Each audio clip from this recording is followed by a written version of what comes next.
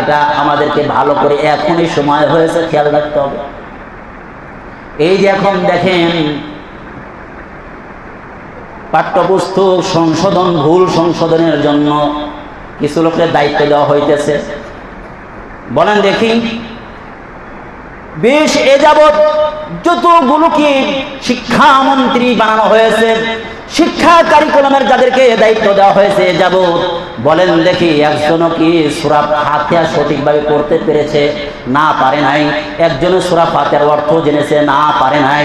আমার ভাইরা, যে ব্যক্তি মুসলমানদের মূল্যবোধ, মুসলমানদের অন্তরের খবর, যারা মুসলমানদের অন্তরের অবস্থা, যারা মনের ভাষা যারা না বুঝতে পারে, এমন লোকদেরকে যদি আমার ভাইরা শিক্ষা কারিকুলাম ঠিক করার জন্য দেওয়া হয়, তাহলে তো এরা ওই যে বানর থেকে মানুষ এসেছে এই কথাই তো লিখবে আর বলবে মানুষদেরকে, বাচ্চাদেরকে পড়াইয়া নাস্তিক বানানোর জন্য ফর্মুলা মুসলমানদের আমার ভাইরা শিক্ষা আঙ্গনে দিবে নাকি দিবে? জোরে বলেন ঠিক কি ঠিক না? এই জন্য এখন আমি দাবি করব, এই যে লোকগুলোকে পাঠ্যপুস্তক ভুল সংশোধন করার জন্য, ভবিষ্যতের সিলেবাস সংশোধন করার জন্য যাদেরকে দায়িত্ব দেওয়া হইতেছে, আমি বলবো এদের মধ্যে কি থাকবে? কিছু আলেম, ওই সমস্ত আলেম যারা সর্ববিষয়ে জ্ঞান রাখে তাদেরকে অবশ্যই দিতে হবে। জোরে বলেন ঠিক কি ঠিক না? আজকে এমন লোকদেরকে শিক্ষা পাঠ্যপুস্তক ভুল সংশোধন করার জন্য দেওয়া হচ্ছে যারা ভুলটা নিজেরাই বোঝে না। কারণ এই দেশের অধিকাংশ স্কুলগুলোতে মুসলমানদের বাচ্চা বেশি না ভিন্ন ধর্মের বাচ্চা বেশি? তাদের ধর্ম অনুযায়ী তাদের শিক্ষা কারিকুলাম ঠিক করুক, অসুবিধা নেই। কিন্তু যে দেশে শতকরা 95%, 96% মুসলমানদের বাচ্চা উপস্থিত হয়, সেই দেশে মুসলমানদের ধর্মীয় বিষয়কে সামনে রেখে শিক্ষা কারিকুলাম প্রণয়ন করতে হবে। জোরে বলেন ঠিক ঠিক না? সুতরাং যারা শিক্ষা কারিকুলাম, যারা ইসলামী মূল্যবোধে বিশ্বাসী না, যারা ইসলামী মূল্যবোধ বোঝেই না, যারা ইসলামকে বোঝেই না, তাদেরকে যদি দায়িত্ব দেওয়া হয়, তাহলে ওই সিটালিজম আর ওই সমস্ত নাস্তিকবাদ, এগুলো ছাড়া, ট্রান্সজেন্ডার, এগুলো ছাড়া আর কিছুই উপহার জাতি পেতে পারে না। এই জন্য এই জাতির ক্রান্তি লগ্নে অবশ্যই সচেতন আলেম যারা আছেন তাদেরকে এই যাদেরকে আমার ভাইরা পাঠ্যপুস্তক ভুল সংশোধনের কমিটি তৈরি করা হচ্ছে, তাদের মধ্যে আমরা যাদেরকে নাম ঘোষণা করছি, অনেকেই বাংলাদেশের, অনেকের এটা চাহিদা।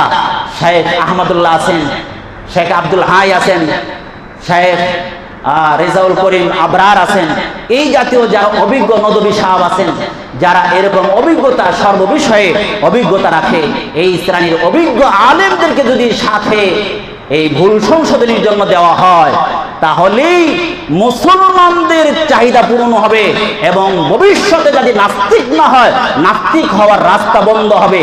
তা না হলে যে অবস্থা আগেও ছিল, সেই সাহাবেগীদের দোসরদেরকে আবার তাদের হাতেই শিক্ষা ব্যবস্থা তুলে দেওয়া হচ্ছে। অদূর ভবিষ্যতে আবার আমার আপনার ঘর থেকে নাস্তিক তৈরির প্রজন্ম, সেটা উন্মুক্ত করার জন্য তারা আবার প্রয়াস পাবে। এই জন্য এখনই লাগামকে টেনে ধরতে হবে। কে বা কারা কি করছে আমরা হুঁশিয়ার করে দিতে চাই। অবশ্যই এই মুসলমানদের দেশে মুসলমানদের বাচ্চারা পড়বে যাদের ইসলামী মূল্যবোধে বিশ্বাসী হয়, খাঁটি মুসলিম হিসাবে থাকতে পারে। একজন মন্ত্রী হলেও, একজন ব্যারিস্টার হলেও, ডিসি হলেও, পুলিশের আইজি হলেও, পুলিশের অফিসার হলেও, সে যেন থানাকে ইসলামী মূল্যবোধে সঠিকভাবে ইনসাফ ভিত্তিক বিচার করার যোগ্যতা থাকে।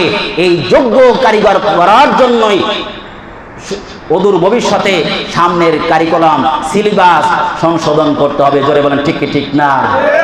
এই জন্য সারা বাংলাদেশের সচেতন ওলামায়ে কেরাম, সচেতন নাগরিক যারা সচেতনতা আছে, এই শাহবাগীর মাধ্যমে এই পাঠ্যপুস্তক ভুল সংশোধন চায় না।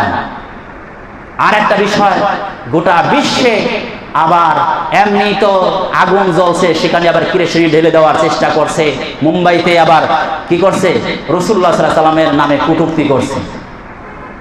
যে কটূক্তি করে, মান সাব্বা নাবিয়ান, যে ব্যক্তি কোন রাসূলকে গালি দেয়, ফাকুলহু, তাকে হত্যা করে দাও। কোনো বিচার নাই, একটাই বিচার, তাকে হত্যা করে দাও, বেঁচে থাকার কোনো অধিকার নাই। জোরে বলেন ঠিক ঠিক না?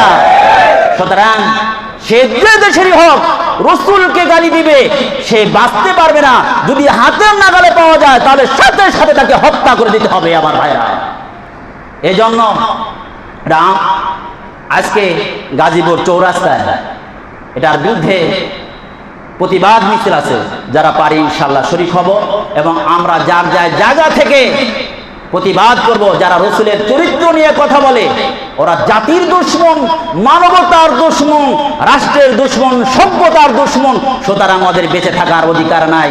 এই জন্য সব জায়গা থেকে, ফেসবুক সহ, ইন্টারনেট সহ, নিজের জায়গা থেকে সব জায়গায় আন্দোলনের তীব্রতা গড়ে তুলতে হবে। রাজি আছেন ইনশাআল্লাহ? আল্লাহ পাক আমাদেরকে তৌফিক দান করেন, আমিন। আমার ভাইয়েরা, সচেতন থাকতে হবে। আমরা কারো পক্ষেও বলি না, বিপক্ষেও বলি না। আমরা ক্যানভাসার হলো ইসলামের ক্যানভাসার, ভুল বুঝবেন না। আমরা ইসলামের ক্যানভাসার, ইসলামের কথাটা বলতেই হবে। যদি আপনার মধ্যে কোনো অসুস্থতা থাকে, যদি হিট লাগে, তাহলে বুঝতে হবে আপনার রোগ আছে।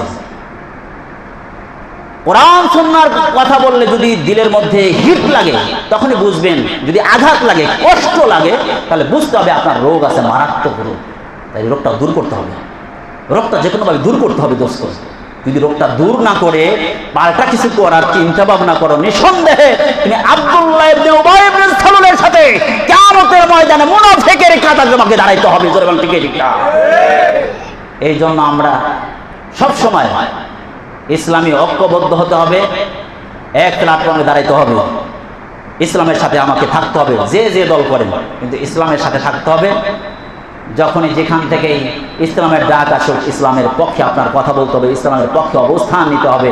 আল্লাহ পাক আমাদেরকে বুঝার এবং আমল করার তৌফিক দান করেন। আরেকটি এলান শুনি। আমাদের অত্র মসজিদে আজকে বাদ আসর থেকে মাসিক যে ইসলামী প্রোগ্রাম হয়, যেটা বড়টা,